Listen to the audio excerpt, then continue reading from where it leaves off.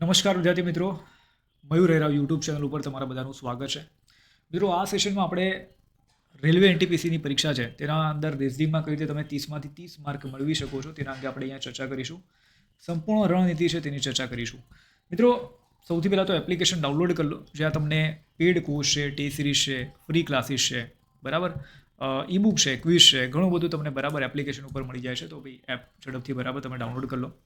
Next આપણે વાત કરીએ મિત્રો, તો રેલવે એનટીપીસીની સિલેક્શન પ્રોસેસ બધાને ઓલમોસ્ટ ખબર જ છે કે સ્ટેજ 1 આવશે, સ્ટેજ 2 આવશે, ટાઈપિંગ ટેસ્ટ આવશે, ડોક્યુમેન્ટ વેરિફિકેશન આવશે અને મેડિકલ એક્ઝામિનેશન આવશે. તો આટલા સ્ટેજથી તમારે બરાબર પસાર થવાનું છે. હવે રિઝનિંગની આપણે મિત્રો વાત કરીએ તો રિઝનિંગમાં તમને 30 ક્વેશ્ચન છે, 30 માર્ક છે, રાઈટ. અને આમ ગણિત, રિઝનિંગ અને જનરલ અવેરનેસ ત્રણેયની આપણે વાત કરીએ તો ટોટલ તમને 90 મિનિટ મળવાની છે, રાઈટ. તો ઘણો બધો અહીંયા તમને બેનિફિટ મળે છે. સમયની અંદર 1.5 કલાક છે ભાઈ તમારા પાસે. સ્ટેજ 2ની વાત કરીએ તો અહીંયા તમને 35 માર્ક છે, બરાબર, 35 ક્વેશ્ચન છે, 35 માર્ક છે, બરાબર. 90 મિનિટ તમને અહીંયા મળવાની છે. તો 35 ને 50 120 માર્ક છે, 120 ક્વેશ્ચન છે. નેક્સ્ટ આપણે વાત કરીએ મિત્રો, તો જુઓ રિઝનિંગની અંદર કયા કયા ટોપિક આવશે. તો એક તો એનાલોજી છે, જેને આપણે ગુજરાતીમાં કહીએ સમસંબંધ, બરાબર. ત્યારબાદ છે કમ્પ્લિટેશન ઓફ નંબર અને આલ્ફાબેટિકલ સિરીઝ, જેને આપણે કહીએ છીએ સંખ્યા અને મૂળાક્ષર શ્રેણીઓ. ત્યારબાદ છે તમારું કોડિંગ ડીકોડિંગ, રાઈટ. ત્યારબાદ છે તમારું મેથેમેટિકલ ઓપરેશન, જેને આપણે કહીએ છીએ ગાણિતિક ક્રિયાઓ. ત્યારબાદ છે વર્ગીકરણ. ત્યારબાદ છે ભાઈ લોહીના સંબંધો, રિલેશનશિપ. ત્યારબાદ છે એનાલિટિકલ રિઝનિંગ, ભૌમિતિક આકારની ગણતરી. ત્યારબાદ છે ભાઈ સિલોજિઝમ, રાઈટ. ત્યારબાદ બેઠક વ્યવસ્થા. ત્યારબાદ કોયડાઓ, જેને આપણે પઝલ કહીએ. ત્યારબાદ વેન આકૃતિ છે, બરાબર, વેન ડાયાગ્રામ છે. ત્યારબાદ છે ડેટા સફિશિયન્સી, એટલે કે માહિતીની પર્યાપ્તતા. ત્યારબાદ છે મિત્રો તમારું સ્ટેટમેન્ટ અને કન્ક્લુઝન, એટલે કે વિધાન અને તારણો. ત્યારબાદ છે ભાઈ તમારું સ્ટેટમેન્ટ કોર્સ ઓફ એક્શન, એટલે કે વિધાન અને લેવાયેલા પગલાઓ. ત્યારબાદ છે ડિસિઝન મેકિંગ, એટલે કે વિધાન અને ધારણાઓ. અને મેપ્સ છે કે ભાઈ નકશા પરથી પ્રશ્નો આ લોકો પૂછશે. અને ઇન્ટરપ્રિટેશન ઓફ ગ્રાફ્સ, એટલે કે ગ્રાફ આધારિત પ્રશ્નો. તો ટોટલ મિત્રો તમારા 100 ટોપિક તમને અહીંયા દેખાય છે પરીક્ષાની અંદર. જે તમારા ટોપિક આવશે અહીંયા ટોટલ 100 ટોપિક આવશે. હવે જો 100 ટોપિકમાંથી અમુક ટોપિક કદાચ તમારામાંથી કોઈને નહીં આવડે, ખાસ કરીને જે સ્ટેટમેન્ટ અને કોર્સ ઓફ એક્શન છે, સ્ટેટમેન્ટ અને કન્ક્લુઝન છે, 13 નંબરનો ટોપિક, 14 નંબરનો ટોપિક, બરાબર, ડિસિઝન મેકિંગ છે. આના અંદર ઘણા બધા વિદ્યાર્થીઓની ભૂલો પડતી હોય છે, રાઈટ. તો જુઓ, ભૂલો પડે એટલે કંઈ ટેન્શન નહીં લેવાનું. ડેટા સફિશિયન્સીની અંદર પણ ભૂલો પડતી હોય, કોયડાની અંદર પઝલ પણ કોઈને ન ફાવતી હોય.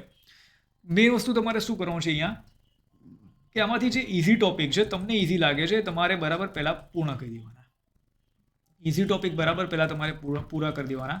પછી જે પણ હાર્ડ ટોપિક હોય એના પછી એના ઉપર ત્યારબાદ તમારે જવાનું. તો સૌથી પહેલાં ઇઝી ટોપિક તમે ક્લિયર કરી લો.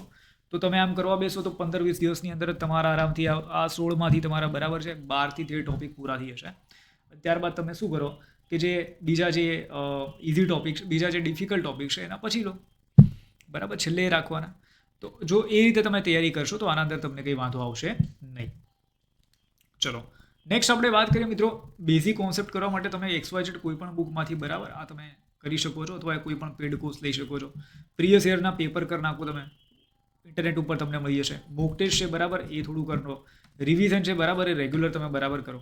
તો બસ આ 4 મહત્વના તમે નિયમ છે, એને અગર જો ફોલો કરશો તો તમને કંઈ વાંધો અહીંયા આવશે નહીં. તો શું છે કે ગણિતની અંદર પણ મેં વાત કરી હતી કે તમારે બસ આ 4 ટોપિક ઉપર બરાબર 4 ટોપિકની અંદર તમારે બધું પતાવવાનું છે. બસ આટલું તમે મતલબ 4 જે બાબતનું તમે યાદ રાખશો તો આરામથી તમારી જે એક્ઝામ છે પાસ થઈ જશે. અને ઇવન કે ભાઈ સિલેબસ છે, અભ્યાસક્રમ, એ ખાસ તમને ખબર હોવો જોઈએ. જો તમને અભ્યાસક્રમ ખબર નથી તો પછી તમે પરીક્ષા પાસ નહીં કરી શકો. હંમેશા આ બાબતને યાદ રાખજો. જો તમારો અભ્યાસક્રમ ક્લિયર નથી તો તમે પરીક્ષાને પાસ નહીં કરી શકો, રાઈટ. તો એક તો અભ્યાસક્રમ છે એને લખી લો, એને પ્રિન્ટ આઉટ કરી લો. તમને PDF તમને મળી જશે. મારી જે એપ્લિકેશન છે મયુર હેરાવ, બરાબર, ત્યાં તમને PDF મળી જશે. PDFમાંથી તમે એક કાગળ ઉપર એવું હોય તો એક કાગળ ઉપર બરાબર અભ્યાસક્રમ લખી લો, ઠીક છે, પોતાની નોટ્સમાં લખી લો. ત્યારબાદ હંમેશા દરરોજ જોતું રહેવાનું કે અચ્છા આ આટલી બાબતો છે.